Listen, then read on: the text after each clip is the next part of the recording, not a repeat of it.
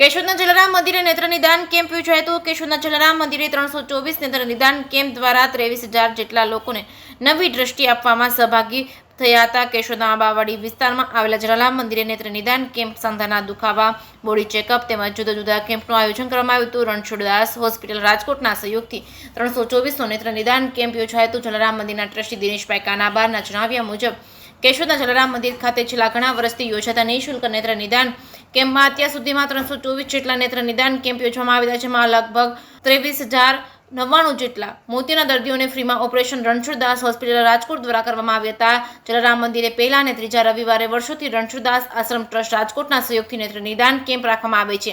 આ યોજેલા કેમ્પની શરૂઆત ભોજનદાતા જમનાદાસભાઈ દેવાણી અને પ્રફુલભાઈ દેવાણી, જલારામ મંદિરના ટ્રસ્ટી દિનેશભાઈ કાનાબાર, રમેશભાઈ તેમજ ભારત વિકાસ પરિષદના પ્રમુખ મહાવીરસિંહ જાડેજા, ડોક્ટર પારિતોષ પટેલ તેમજ ડોક્ટર સ્નેહલ તન્ના, ભીમભાઈ તેમજ હેમંતભાઈ તેમજ સહિતના દ્વારા કેમ્પને ખુલ્લો મૂકવામાં આવ્યો હતો।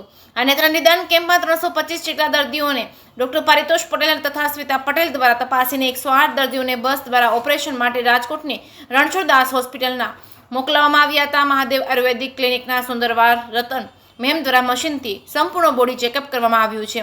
જે કેસની ગુજરાતી સાથે રાજુ પંડ્યા, કેશોદ।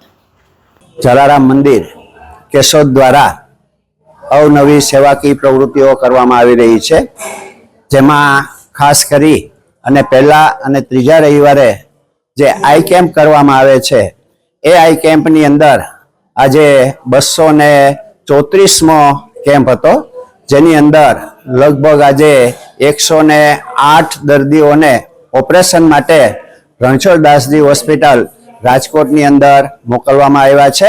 અમને આ કેમ્પ જે છે એની અંદર જુદા જુદા દાતાઓ દ્વારા સહકાર મળે છે અને ભોજન પ્રસાદી સંપૂર્ણપણે એમના તરફથી હોય છે। આજરોજ જે ભોજન પ્રસાદી હતી એ અમારે જમનભાઈ દેવાણી દ્વારા અને એમના બ્રધર પ્રફુલભાઈ દેવાણી દ્વારા સંપૂર્ણ સહકાર મળેલો હતો અને આજની પ્રસાદી છે એમના દ્વારા મળેલી હતી। અત્યાર સુધી લગભગ 22,000 ઉપરાંત દર્દીઓના મોતિયાના સફળ ઓપરેશન થયેલા છે અને લોકોના લાખો રૂપિયા એની અંદર બચેલા છે।